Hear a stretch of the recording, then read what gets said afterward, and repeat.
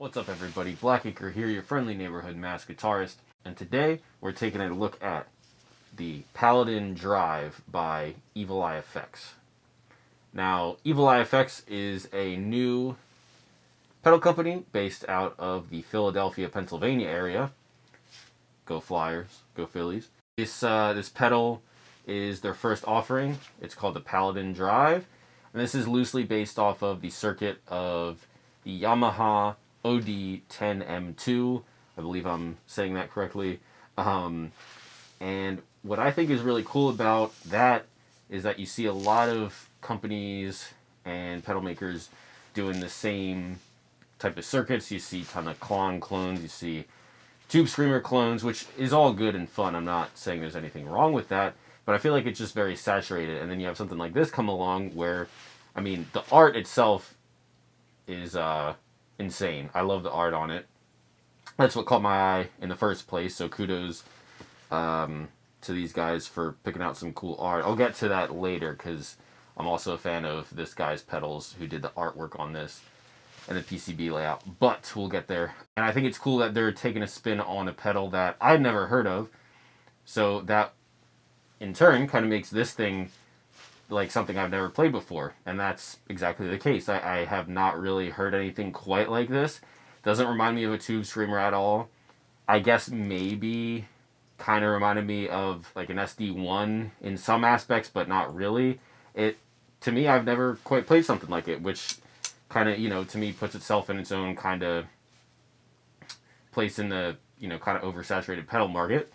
So I think that's pretty cool. Basically, the best way I can describe this pedal is that I wish that I had this in my emo and pop punk bands in temple basements in college. And I hope that makes sense. Maybe the guys at Evil Eye will know what I'm talking about. But this is the sound I wish I had back then. I was using the Zakk Wylde Overdrive. I guess, what's it called? The Berserker Overdrive, sorry. Which is like a hot-rodded SD1 type pedal, which I love. But if I had something like this, man, oh man. I love how clear this is. There's two clipping settings. You have silicon in the up switch. I don't know if you can see that. But it's germanium if you switch it down. And according to the website, silicon is symmetrical clipping. And they have it listed as smoother and less compressed. And then germanium, they have listed as asymmetrical germanium clipping, more compressed and natural sounding. Now, what I'm going to do in my demo is I've recorded two guitars on my PRS and two guitars on my Strat, and I'm going to do silicon and germanium, their own thing. To me, I liked the silicon more gainy, so I will show my settings for each one, but for silicon I had the volume cranked, I had the gain cranked, and then I had the tone at about 11 o'clock, so I don't know if you can see that. Hopefully the glare isn't too bad, but those are my settings for the silicon clipping. And then for the germanium clipping, I loved how, I think out of the two, I prefer the silicon for, like I said, the higher gain tones, but I prefer the germanium for the lesser gain, but still I really loved as another layer for recording guitars. To me, that was the secret sauce in the little song that I put together that you'll hear later. And for the germanium clipping, I had the volume a little bit past 12, so around 1 o'clock. The tone, again, I kept at 11 o'clock, and the gain I had rolled back to about 9 o'clock. So these are my settings for that. And blended together, I thought it sounded really cool. And like I said, this would be like, a secret weapon I wish I had back then for the pop punk and emo days. Now, if you're a heavy player like me as well, I think this thing would be great for a higher gain amp as well. This falls, in my opinion, and according to the site, in a medium gain territory. So out of the box, you're not going to want to play this into a clean amp and expect an insane amount of distortion. It's not, like an MXR 5150 overdrive or, the BE 100 type of overdrive. But I prefer pedals like this. I like getting, the majority of my tone out of the amp and then just using an overdrive to push it. or tighten it up, or both. So if you put this in front of a completely clean amp, you'll get, medium gain tones, and it sounds great. My lower gain setting, I was playing into pretty much a clean amp, and then the higher gain setting, I had it pushed a little bit, but nothing crazy. I still wanted, the character of the pedal to come through the most. This thing is built really nicely as well. There's a no-click foot switch on it, which I love. Like I've been saying, there's the clipping options, which gives you a nice versatility. And the controls are very simple, straightforward, the way I like it, but you also can get a wide range of tones out of this, which I think makes this pedal worth it. To me, it's a true boutique pedal. It feels and plays like a boutique pedal.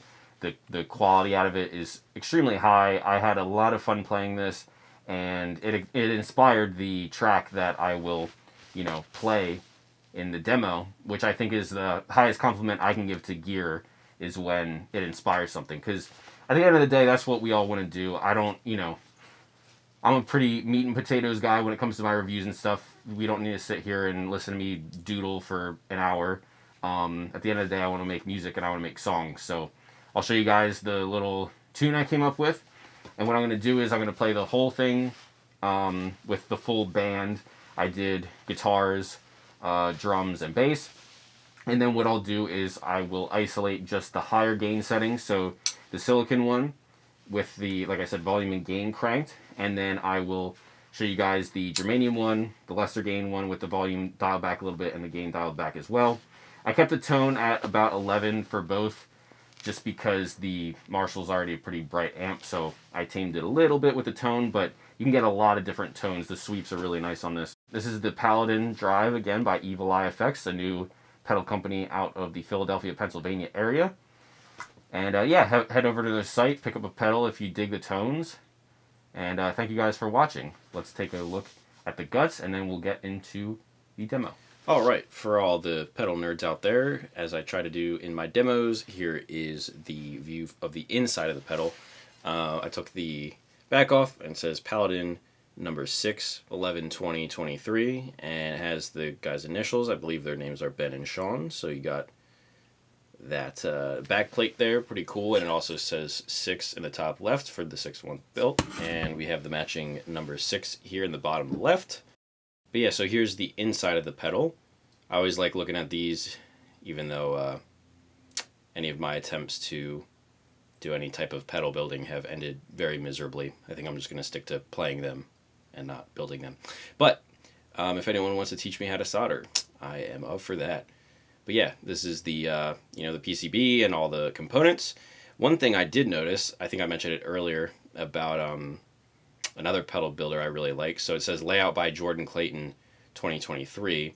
Now Jordan also did the artwork on this, and I'm assuming the logo too. I'm not 100% sure, but I would assume that's his work as well. Jordan's actually the owner of Pinebox Customs, who happens to make my favorite chorus pedal I've ever used. This is on my board right now. This is called the Siren.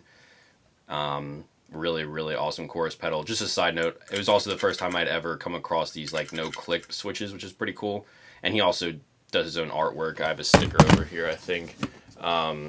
So anyway, shout out Pinebox. Really cool stuff. Has nothing to do with this, but anyway, I think these guys picked a good person to kind of help them out on this pedal as far as the artwork and the PCB layout. So I hope you guys have enjoyed this look at the Evil Eye Paladin.